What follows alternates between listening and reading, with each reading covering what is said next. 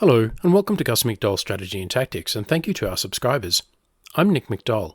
Today we're conducting the after-action review of Day 4 of the Allied Grant campaign in Close Combat: A Bridge Too Far, a game based on the Battle of Arnhem, Operation Marketgarden.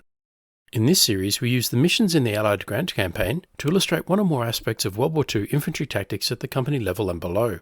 Please remember to like the video and subscribe for more great strategy and tactics content, and if you want to buy me a coffee, the links to PayPal and Patreon are in the description.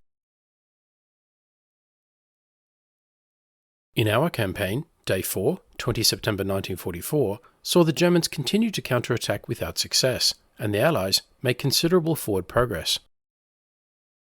In the Eindhoven sector, a combined force of infantry from the US 101st Airborne Division, along with tanks from 30 Corps, defeated German forces at Somme South. This was a tough fight, with heavy armoured losses on both sides, but it ended the German threat in this sector. In the Nijmegen sector, a company from the US 82nd Airborne Division conducted an anti-tank linear ambush at the Grossbeck landing zone. Later that day, another company conducted a river crossing at Nijmegen and secured the north end of the bridge. 30 Corps then advanced across the bridge and up the road to Arnhem. A combined force of British tanks and infantry defeated a strong German anti-tank and infantry defence at the Tulip Fields, but after suffering losses in a probe further up the road, 30 Corps was forced to halt for the night. In the Arnhem sector, the British 1st Airborne Division again defended the Arnhem Relief West approach. They put up a textbook defence, knocking out 2 Tiger tanks, before I ruined it with a poorly planned counterattack that saw heavy British losses. The result was better at Arnhem Bridge, where the defence knocked out a Panther and a Kongstiger, both heavy German tanks. The counterattack here was coordinated and worked much better. Finally, the defence of Oosterbeek, in which 2 Mark IV tanks were knocked out and another infantry company decimated. Here, the counterattack was planned and coordinated and worked best of all. But I've started to take troubling losses in this sector. So, what have we learned? As always, a big thank you for your comments on previous battles and for your encouragement to continue and extend the series. It means a lot. I have done my best to incorporate your suggestions into subsequent battles, but all mistakes are my own. From Day 4, I've drawn out the following lessons learned. First, teamwork. This was demonstrated in the rampage by the 2 German Panther tanks in Somme South. The tanks worked as an effective pair and knocked out 2 Achilles and a Sherman, before themselves being destroyed. And again in the anti-tank linear ambush at the Grossbeck landing zone. The Achilles worked as a team with each other and with the bazookas and with the infantry providing flank security. When both Achilles were knocked out, teamwork by the bazooka squads against the Mark IV and the infantry protecting their flank made all the difference. Second, basic fire and movement. In other words, one squad suppresses the enemy with fire while the other squad moves. The US 82nd Airborne demonstrated this in each of their 3 battles in the Nijmegen River crossing. In total, across the 3 battles, their opposition amounted to 14 squads with 7 machine guns between them. The Americans won the operation with a total of only 9 squads with only 3 light machine guns and a medium machine gun. This is a very unfavourable force ratio of around 0.6 to 1 in the attack, yet fire and movement carried the day. Third, the matter of the Daimler.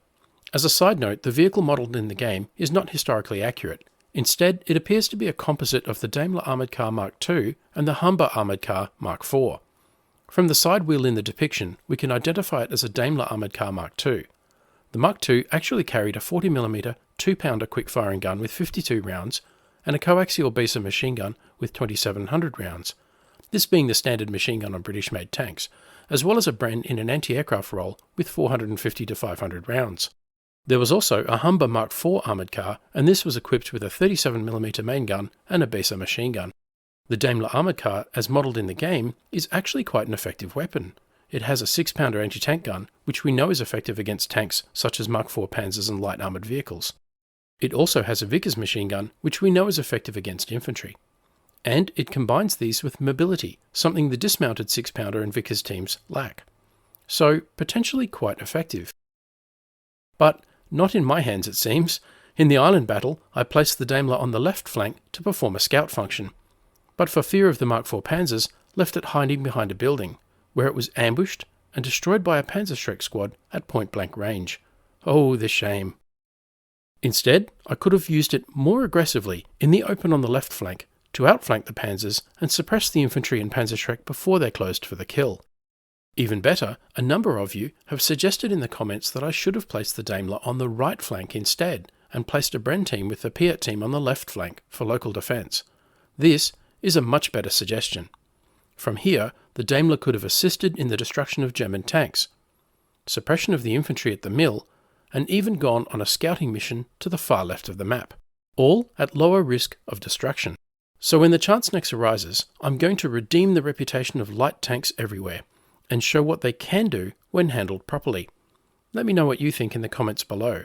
And if you're currently playing close combat or similar games, are you applying anything you see in these episodes? If so, how's it working out? So, what am I predicting for Day 5, the 21st of September 1944? In the Eindhoven sector, fighting has died down for now, but intelligence indicates the Germans are amassing forces to try to cut the road at Wegel and the Schindel sand dunes from Day 6. In the Nijmegen sector, I expect German tanks to return to retake the Groesbeek Heights, and 30 Corps will continue to push up the road to Arnhem.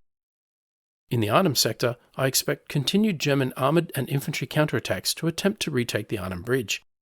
I also expect continued German attempts to cut off and isolate my forces at the bridge and retake Oosterbeek to cut off my supplies. And the Polish Parachute Brigade are scheduled to land near Driel in the late afternoon. Finally, I'll leave you with a short video from the game setting out what happened on Day 4 in real life for comparison. So far, my results are tracking the historical outcomes. But once again, I'm doing far better at Arnhem, and this may make all the difference. September 20th. Airborne reinforcements for Arnhem are grounded again due to bad weather in England. At 1900 hours, 30 Corps crosses Nijmegen Bridge with a combined boat and artillery assault. To avoid fighting at night in the bogs and soft ground surrounding the island road, General Horrocks halts 30 Corps a few miles short of Arnhem. The first preliminary reports of the situation in Arnhem and Oosterbeek begin to reach Allied HQ. Late at night, panzer reinforcements from the Arnhem area start to mass north of the bedded down 30 Corps.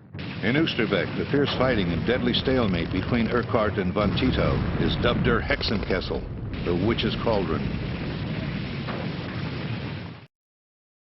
As always, thanks for watching. Don't forget to like, comment, subscribe and donate, and stay tuned for the next episode.